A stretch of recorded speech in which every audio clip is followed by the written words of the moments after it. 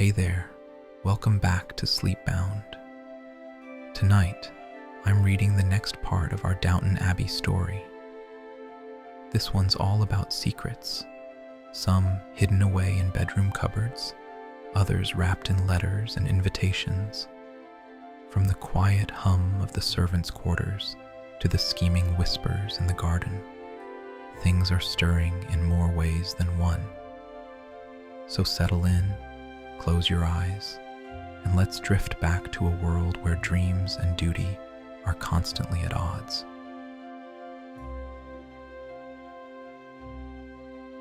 Chapter 1. The Curious Package. The morning light bathed Downton Abbey's imposing facade in a gentle golden glow. John Bates emerged from the kitchen courtyard, his limp more pronounced after a night of poor sleep. Despite the discomfort, he maintained as brisk a pace as his injury would allow, breathing in the crisp morning air as he made his way toward the village. The gravel crunched beneath his cane as he walked, his mind preoccupied with the errand at hand. It wasn't often he found reason to venture into the village during his precious few hours of freedom, but today's mission carried weight beyond the simple retrieval of a package. For weeks he had waited, hoping that this small parcel might change everything. Downton Village's post office sat nestled between the bakery and the haberdasher's shop, its red-painted door standing out against the weathered stone buildings. The village was coming to life around him, shopkeepers sweeping their steps, housewives with baskets tucked under their arms, the occasional automobile rumbling through and leaving dust in its wake. The bell above the door announced his arrival with a cheerful jingle that belied the gravity of his purpose. The postmistress looked up from sorting letters, recognition lighting her features. "There you are, Mr. Bates," she said, reaching beneath her counter. "It's in. Came this morning." She handed over what appeared to be a catalogue, a 1913 edition of Exchange and Mart.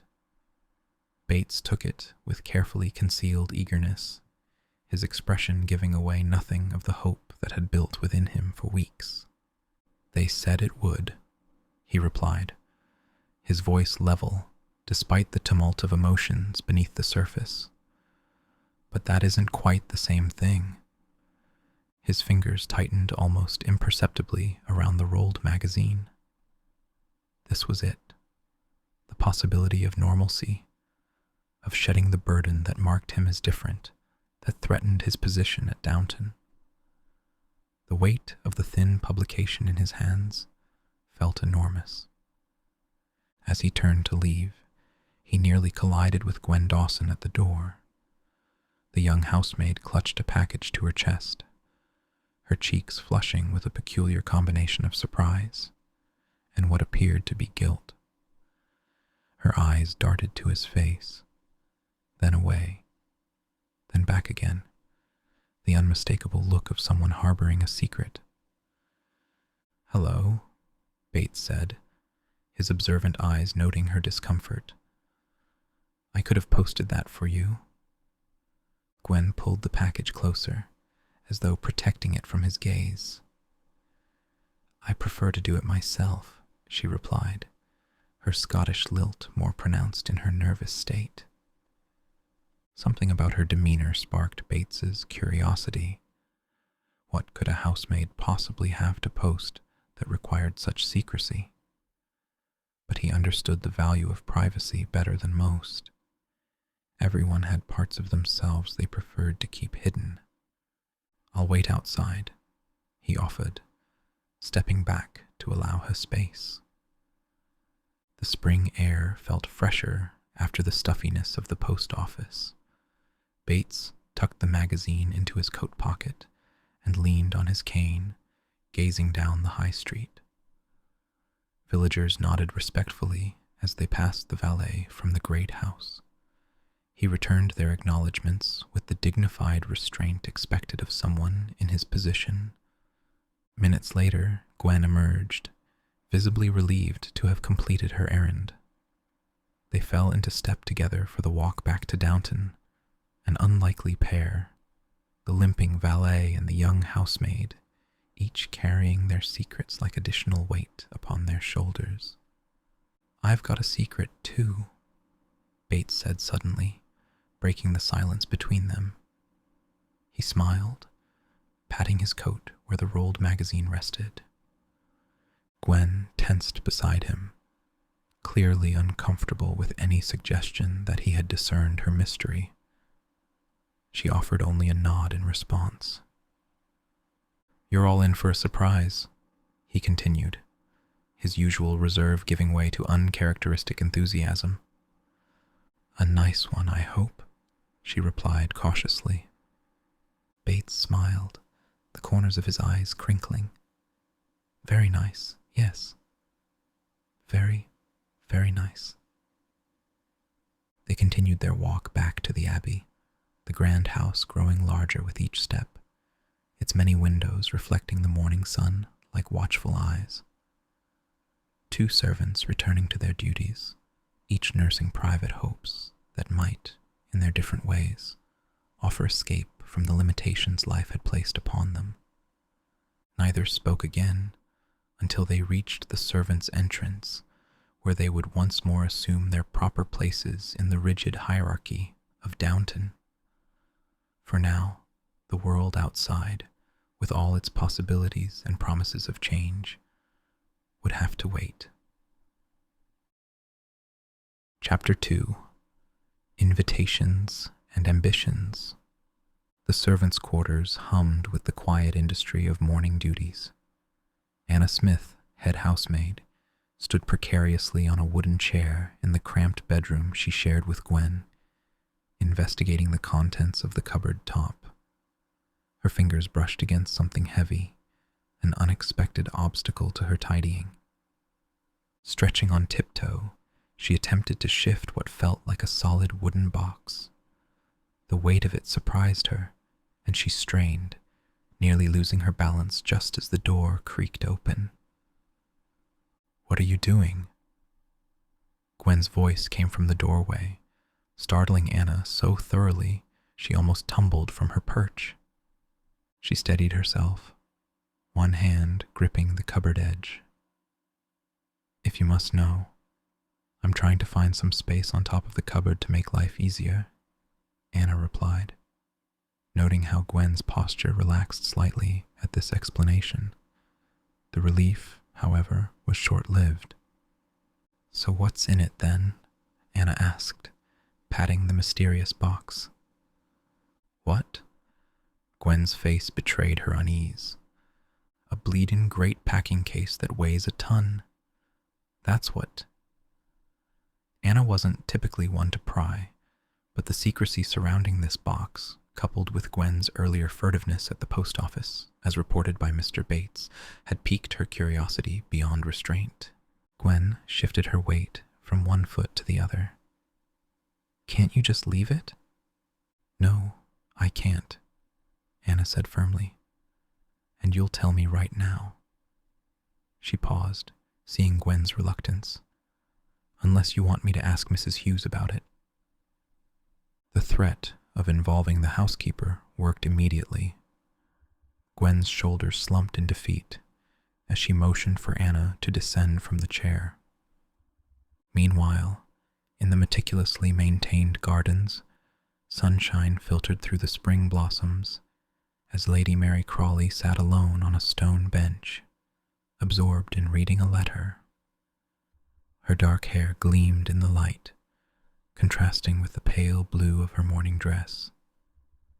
Her mother, Cora, Countess of Grantham, approached along the gravel path, her silk skirts rustling gently against the manicured grass. "Anything interesting?" Cora inquired, her American accent still detectable despite her decades in England. Mary looked up, her expression carefully composed, as she folded the letter and slipped it into her pocket. "Not particularly," she replied with practiced nonchalance. It's from Evelyn Napier. You met him with the Delderfields last November at Doncaster races. Cora's interest visibly heightened. Is that Lord Branksom's boy? It is, Mary confirmed, her tone giving away nothing of her thoughts on the matter. Do you like him? Cora asked, settling beside her daughter on the bench, her eyes studying Mary's face for any flicker of emotion. Mary considered the question with characteristic detachment. I don't dislike him. This lukewarm assessment didn't deter Cora, who persisted. And what's he writing about? Nothing much, Mary said, smoothing her skirt. He's out with the York and Ainsty next week, and the meet is at Downton, so he wants some tea when he's here. Where's he staying? With friends. Cora's matchmaking instincts were fully engaged now, her mind already calculating possibilities. Mary's lips curled into a small smile. He says he's found a pub that caters for hunting. Oh, we can improve on that, Cora said immediately. He must come here. He can send the horses up early if he wants. Mary saw through her mother's transparent maneuvering. He'll know why you're asking him. I can't think what you mean, Cora replied with feigned innocence. His mother's a friend of mine. She'll be pleased at the idea. Not very pleased. She's dead, Mary countered, a hint of sharpness entering her voice. If Cora was fazed by this oversight, she didn't show it. All the more reason, then, she said smoothly. You can write a note, too, and put it in with mine. Mary's eyebrow arched delicately. Shall I tell him about your friendship with his late mother? I'm sure you of all people can compose a letter to a young man without any help from me, Cora replied, rising from the bench with a rustle of silk and lace. She departed with a satisfied smile, leaving Mary to contemplate the latest piece in her mother's ongoing marriage campaign. Back in the servants' quarters, Anna stared in astonishment at the gleaming typewriter now revealed on their small table. Its metallic keys and polished frame seemed utterly incongruous in the humble setting of their shared bedroom. How much did it cost? She asked, unable to hide her amazement. Gwen's fingers traced the edge of the machine with reverence. Every penny I'd saved. Almost. And is this the mystery lover? Anna teased gently. Gwen's raised eyebrow acknowledged the truth, a flicker of pride breaking through her apprehension. I've been taking a correspondence course in typing and shorthand. That's what was in the envelopes. Are you any good? Anna asked. For the first time since this conversation began, genuine confidence brightened Gwen's features. Yes, I am actually, she admitted, allowing herself a small smile. But what's it for? Anna pressed, still puzzled by the purpose behind such an expensive purchase. Gwen took a deep breath, as though preparing to jump from a great height. Because I want to be a secretary. What? The single word captured all of Anna's surprise. I'm bored with being in service, Gwen explained, the words tumbling out now that her secret was revealed. I'm not saying it's wrong or anything like that, but I'm bored with it. It's not for me. I want to join a business and earn some money and not. She hesitated. Not be a servant. Anna was still processing this revelation when the door burst open without warning. Lady O'Brien, her ladyship's maid, stood in the doorway, her sharp eyes taking in the scene. The two younger women instinctively moved closer together, using their bodies to shield the typewriter from view. Her ladyship wants the fawn skirt that Lady Mary never wears, O'Brien announced, The seamstress is going to fit it to Lady Sybil, but I can't find it. I'll come in a minute, Anna replied, desperately aware that she couldn't move without revealing Gwen's secret. They're waiting now, O'Brien insisted, her tone brooking no argument. 1 minute, Anna persisted. I'm just changing my cap and apron. O'Brien's suspicious gaze lingered on them both before she departed, clearly unsatisfied. The moment the door closed, Anna hurriedly exchanged her morning cap and apron for the more elaborate afternoon versions, Gwen following suit. Have you told anyone? Anna asked as they prepared themselves. What did your parents say? I can't tell them till I've got a job, Gwen admitted, pinning her cap in place.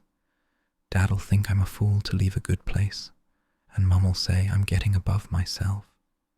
She looked at Anna defiantly. But I don't believe that. Anna studied her friend's face, the determination in her eyes, the set of her jaw, and felt a surge of admiration.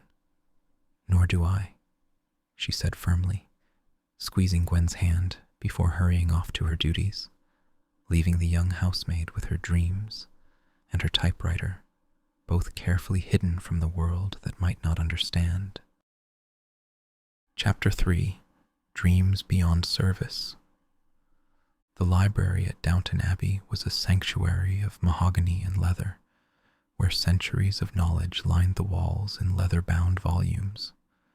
The late morning light streamed through tall windows, illuminating dust motes that danced in the air, as Violet Crawley, Dowager Countess of Grantham, settled herself into an armchair opposite her son and daughter-in-law.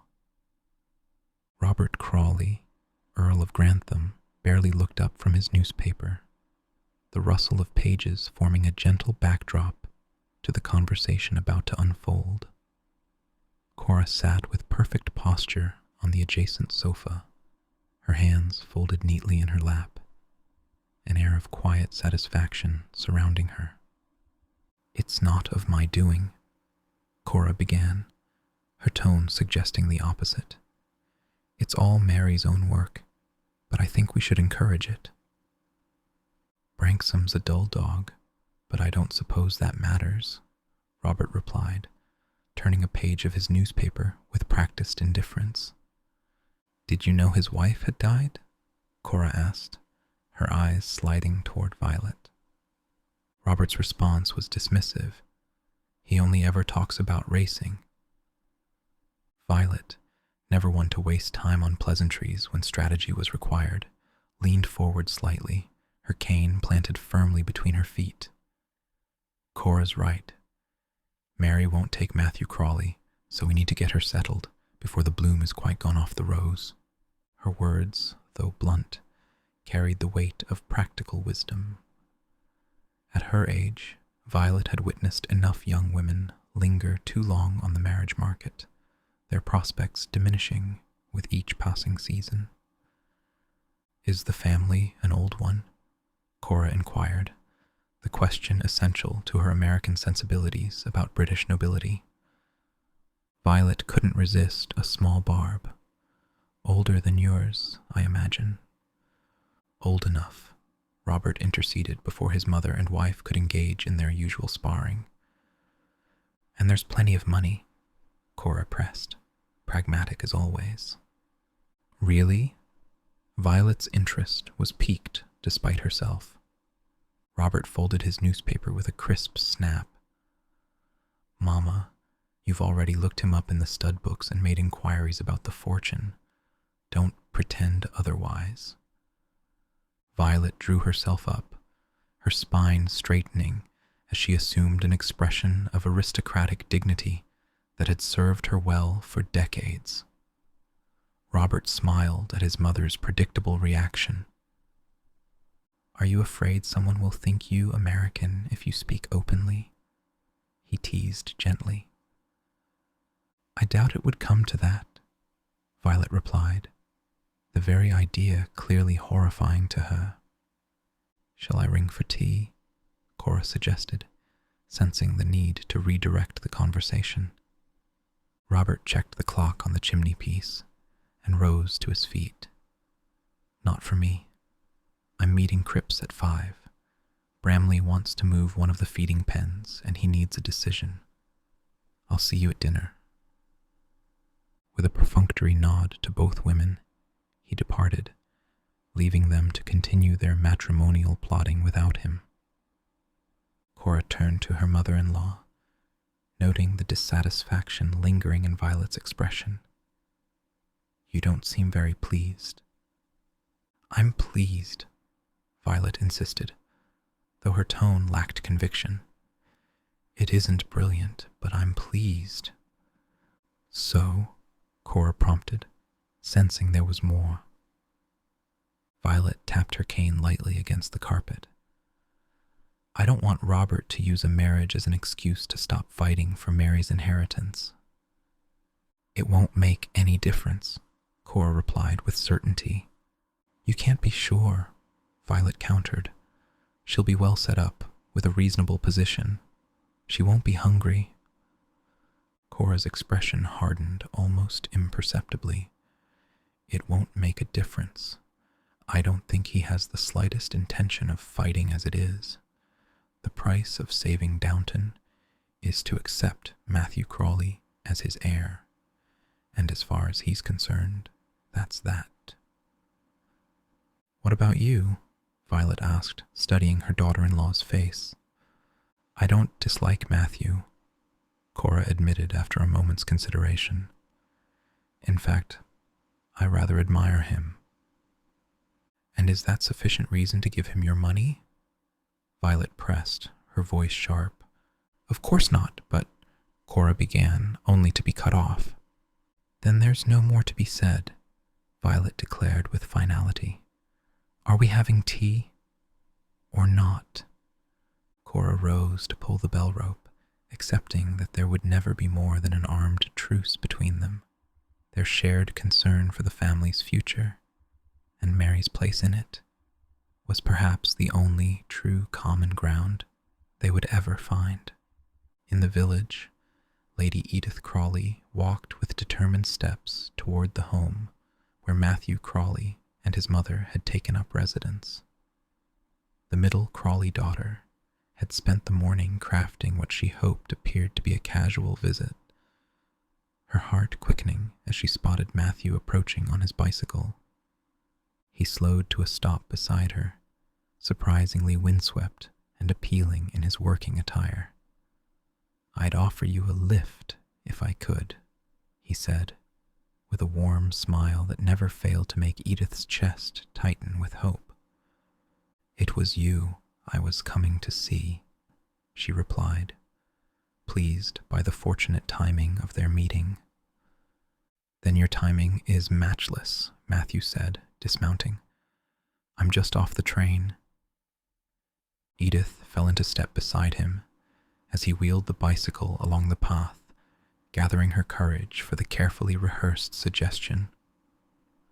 The other day at dinner, Cousin Isabel was saying you wanted to see some of the local churches.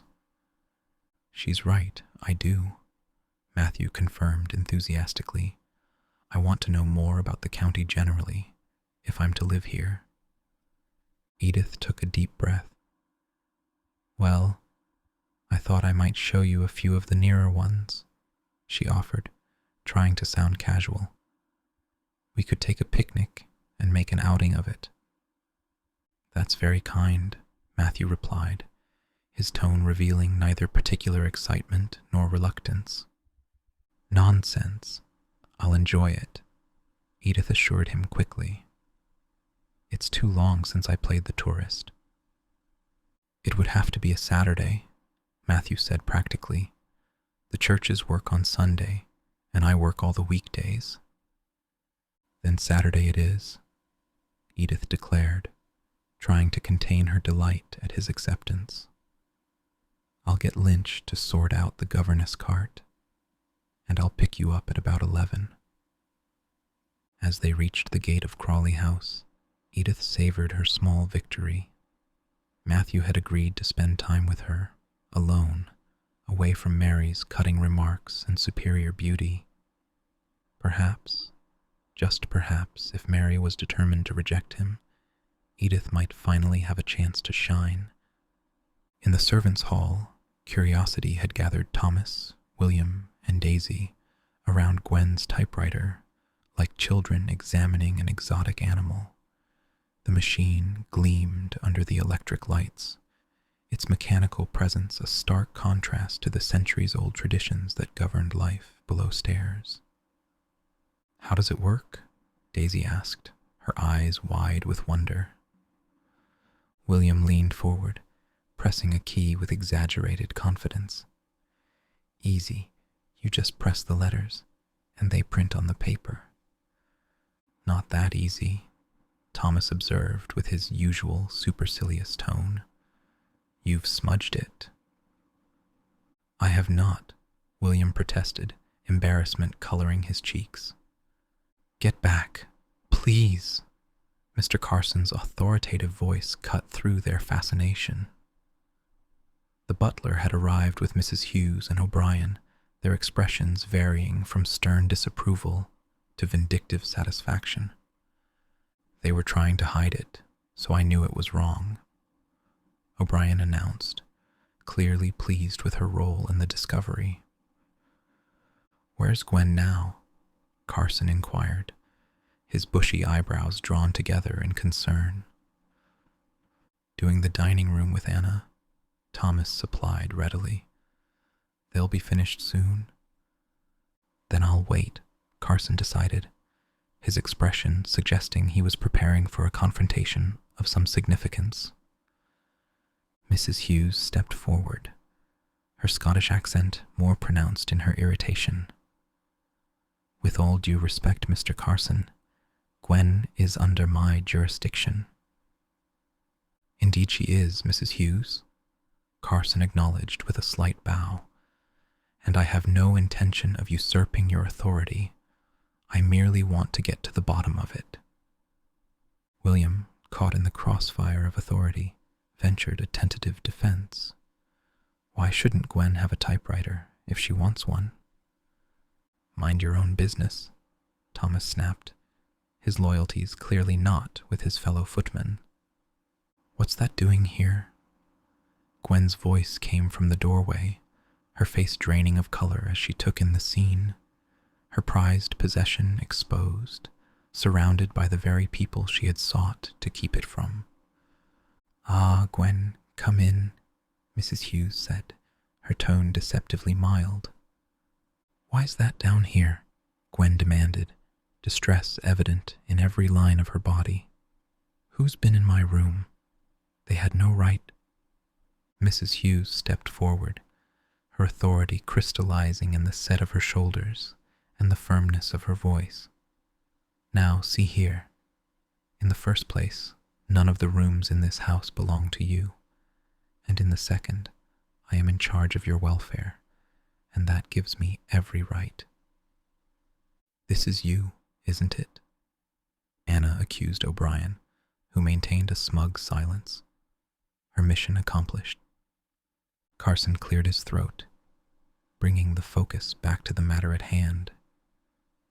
"All we want to know is why Gwen wants a typewriter and why she feels the need to keep it secret."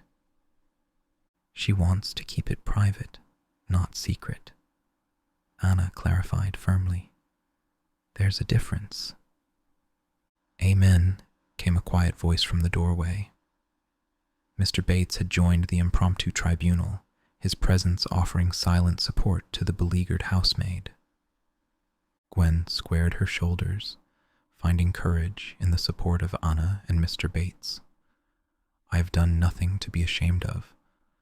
I've bought a typewriter, and I've taken a postal course in shorthand.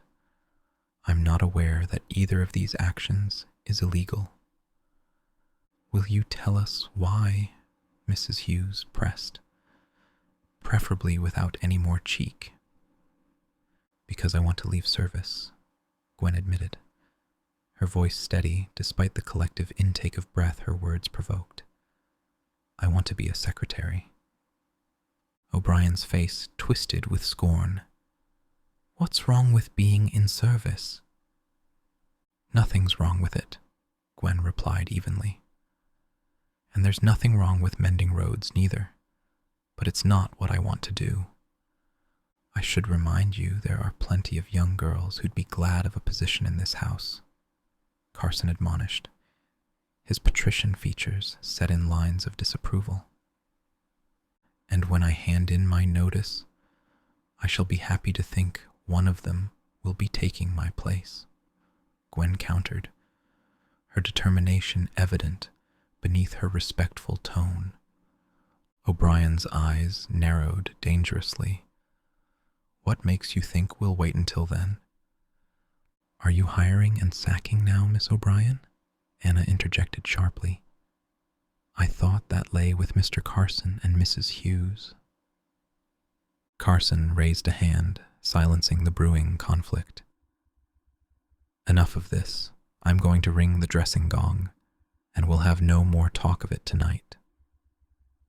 Can I have my machine back now?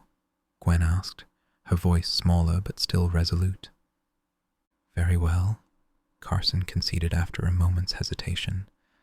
But I wish I was sure you know what you're doing.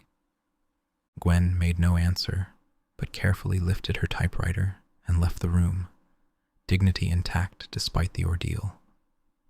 The other servants dispersed, leaving Anna and Bates alone in the suddenly quiet hall. You spoke up well in there, Bates observed, his eyes warm with approval. She is taking a risk, though, Anna acknowledged. Mr. Carson's right. Maybe, Bates allowed, but it's her risk to take. As they walked toward the service staircase, Anna ventured, Anything planned? For your half-day tomorrow? I might take a train into Leeds, Bates replied, his tone deliberately casual. What for? Anna asked, curiosity piqued. No reason in particular, he said, quickening his pace slightly. Come on, we'd better get moving, or they'll be dressing themselves, and we can't have that. They might find out they can manage without us. His laughter as he started up the stairs carried a note of irony that wasn't lost on Anna. In a house divided by rigid hierarchies, the idea of independence, whether for a housemaid dreaming of office work or for the aristocrats they served, remained a radical notion, threatening to the established order they all existed within. Chapter 4. A Measure of Pain. The soft glow of candlelight illuminated Lady Mary's bedroom, giving the elegant furnishings a warm, intimate atmosphere. Edith, already dressed for dinner, lingered by the vanity, while Anna worked with practiced efficiency on Mary's hair, her fingers deftly weaving dark strands into an intricate style befitting the evening ahead. Which churches will you show him? Anna inquired, sliding a pin into place. Edith pretended to consider the question as though she hadn't already spent hours planning the itinerary. I can't decide. Kirby, possibly.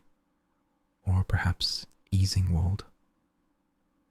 Mary met her sister's eyes in the mirror, her expression coolly knowing. You don't think you're being a bit obvious? Coming from you, that's rich, Edith replied, bristling at Mary's effortless ability to make her feel foolish with just a few words. The low rustle of silk announced their mother's arrival.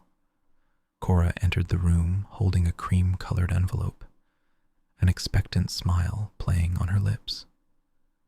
There was a letter from Mr. Napier in the Evening Post, she announced, her tone deliberately casual, though her eyes betrayed her eagerness. Mary turned slightly, careful not to disrupt Anna's work. Did he accept? Not yet, Cora replied, a hint of disappointment coloring her voice. Maybe he thought it too obvious, Edith suggested, unable to resist the small retaliation. Cora's slight frown revealed her displeasure at Edith's remark, as much as at Mary's. Apparently, he'll have a friend with him, she continued, redirecting the conversation. They're traveling straight to the meet from London, and they're planning to stay at the Worsley Arms that night. Who is this friend? Mary asked, her interest finally engaged. Cora squinted slightly at the letter in her hand. An attaché at the Turkish embassy, a Mr. Kamal Pamuk. He's the son of one of the Sultan's ministers, and he's here for the Albanian talks. What's that? Mary asked, revealing her indifference to current affairs. Edith seized the opportunity to display her superior knowledge. To create an independent Albania. Don't you read the papers?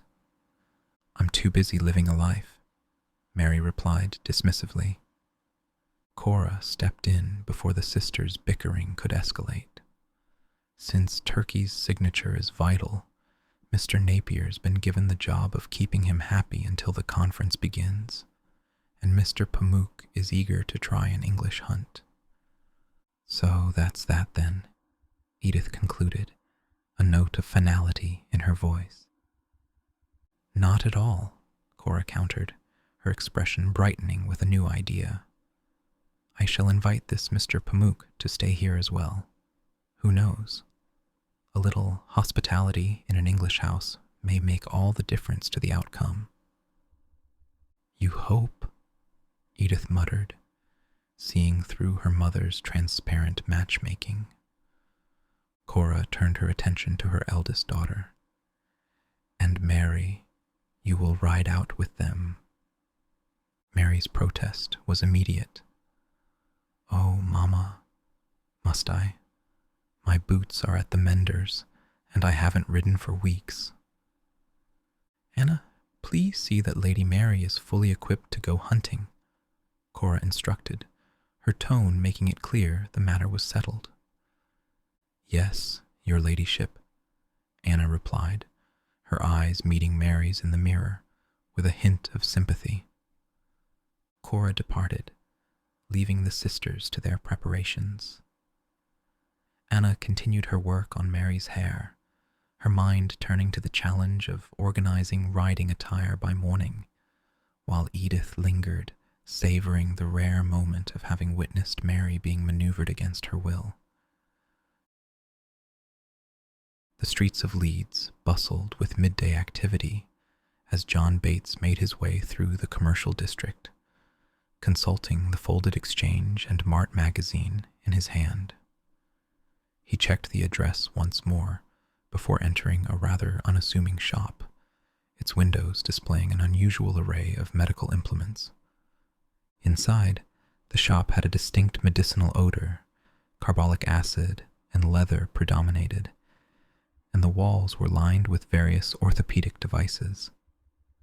Artificial limbs and crutches hung on display like macabre decorations in a shop of last resort for the desperate. A man looked up from a workbench in the corner, his hands stained with polish and metal filings. Yes?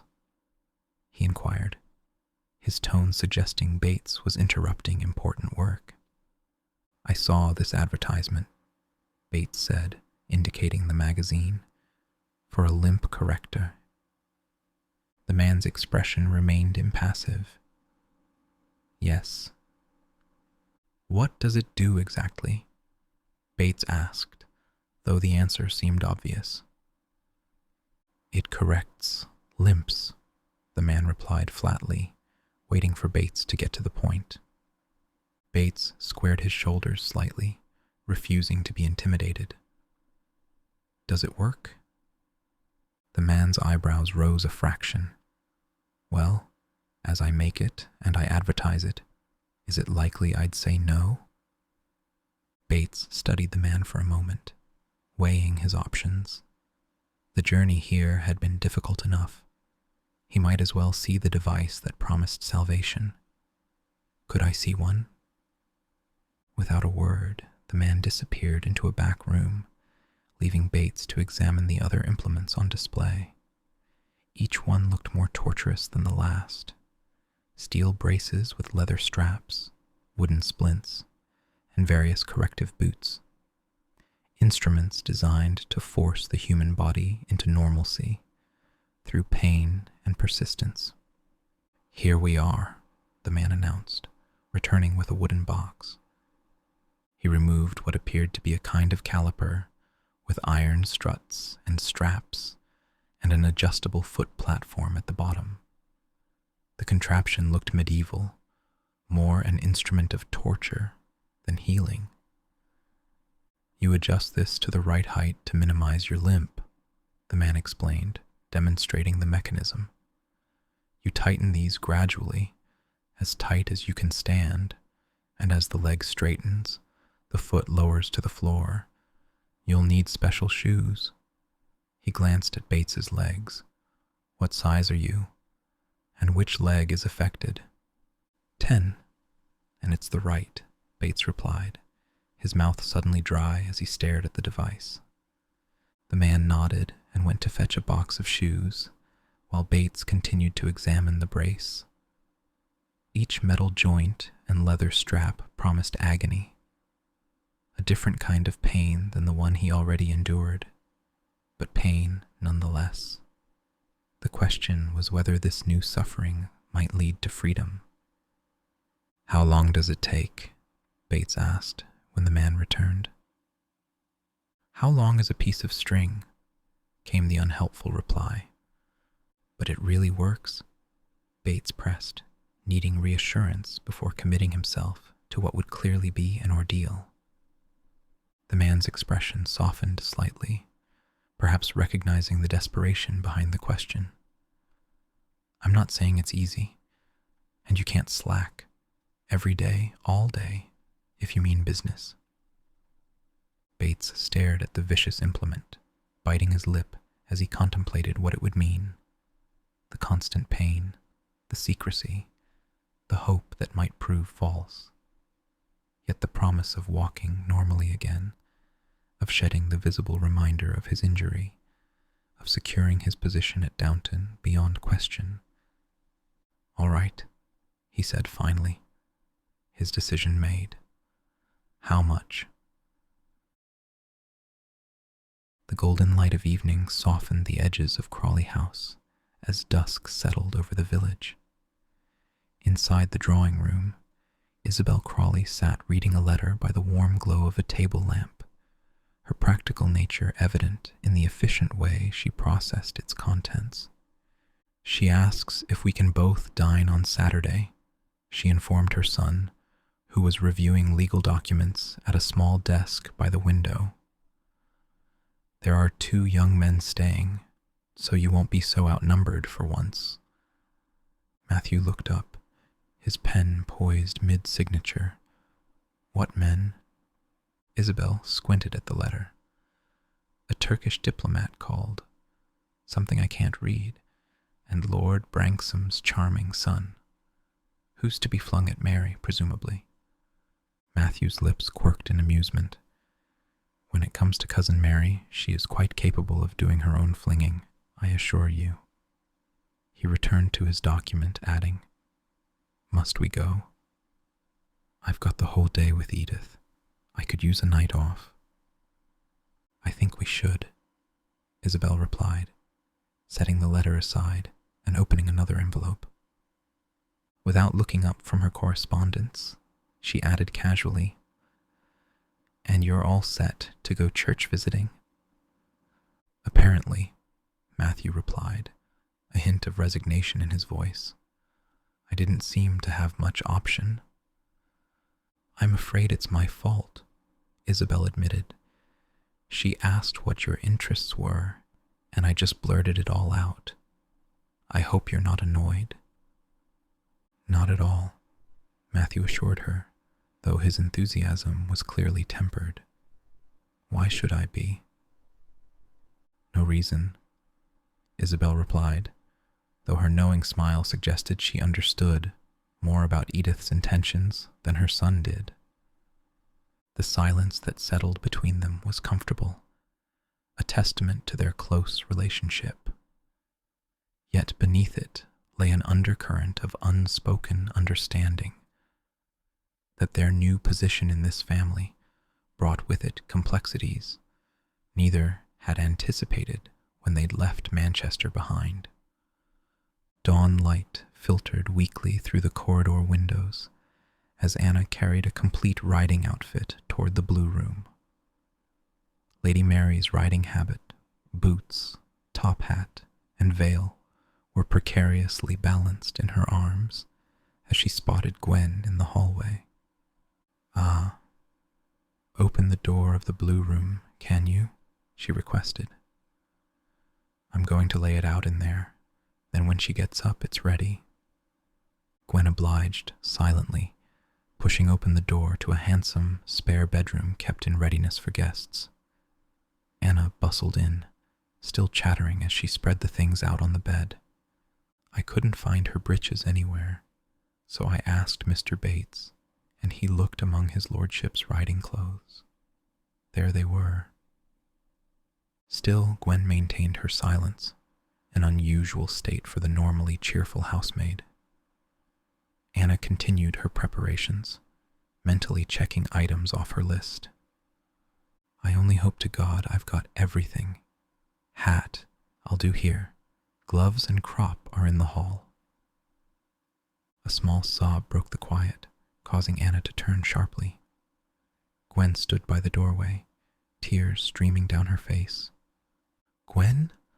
Anna asked, instantly concerned. "Whatever's the matter?" Gwen just shook her head, crying in earnest now, unable to articulate the source of her distress. "Come on. You can tell me," Anna encouraged gently. "Has someone been teasing you?" Again, Gwen shook her head but continued crying. The sound of footsteps in the corridor heralded Bates's arrival. He paused in the doorway, a tweed suit draped over his arm, his expression shifting to concern as he took in the scene. "What's up?" he asked quietly. "She's upset," Anna explained, though that much was obvious. Gwen struggled to compose herself. "Oh, I'm just being silly. You should get that brushed," she added, gesturing to the tweed suit. "He won't be up for another half an hour," Bates replied, his voice kind. "Now, what is it?" "I suppose I've just realized that it's not going to happen," Gwen admitted, fresh tears threatening. "What isn't?" Bates prompted. "Oh, none of it," Gwen said, despair evident in every word. "I'm not going to be a secretary. I'm not going to leave service. I doubt I'll leave here before I'm 60. "What's all this?" Anna asked, moving closer to her friend. "You saw their faces, and they're right," Gwen continued, gesturing helplessly. "Oh, look at me. Can you see me in an office? Sitting in the boardroom, taking down dictation?" "Why shouldn't you?" Anna countered firmly. Gwen's tears had stopped, replaced by a hollow resignation that was somehow more disturbing. "Because I'm the daughter of a farmhand, and I'm lucky to be a maid. I was born with nothing, and I'll die with nothing." "Don't talk like that," Bates admonished gently. "Why not?"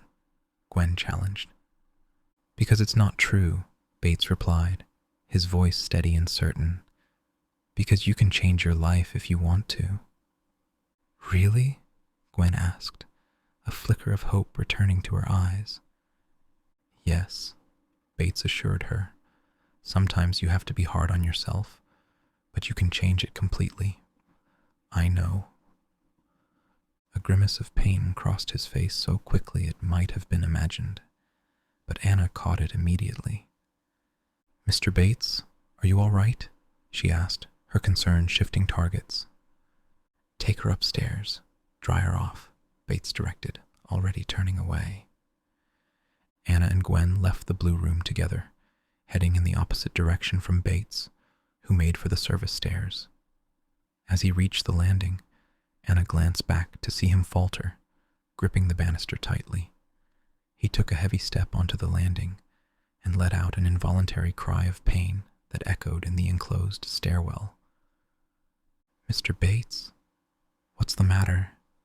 Mrs. Hughes's voice called from below as she ascended the stairs. "Nothing. Not a thing."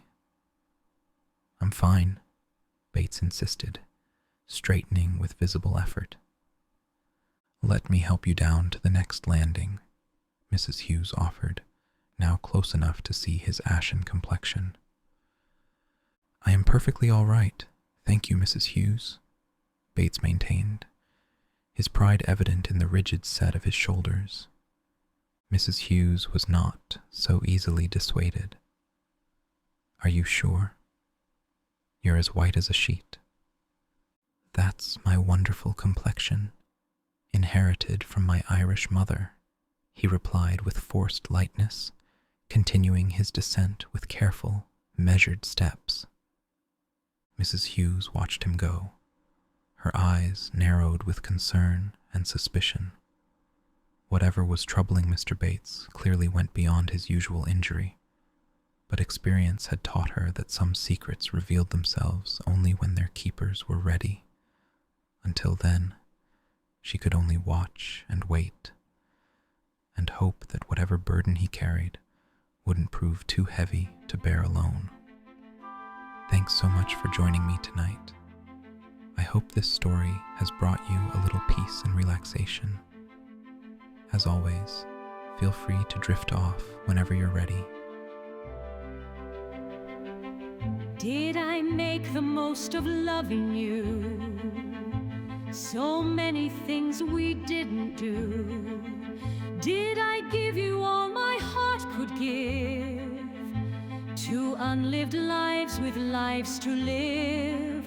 When these endless lonely days are through, I'll make the most of loving you. I'll make the most of loving you.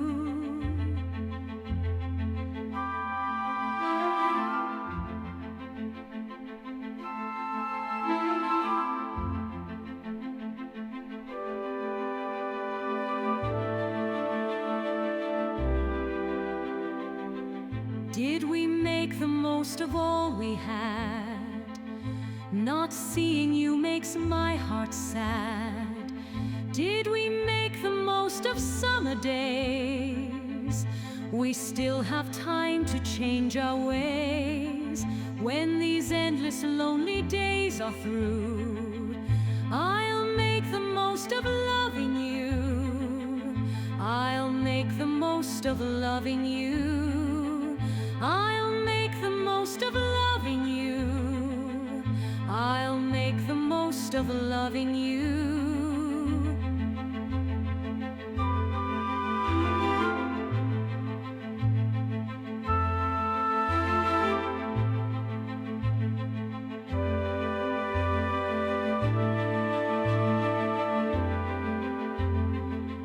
Did those tender words stay in my head? So many things were left unsaid. Did I give you all my heart could give? To unlived lives with lives to live. When these endless lonely days are through, I'll make the most of loving you. I'll make the most of loving you.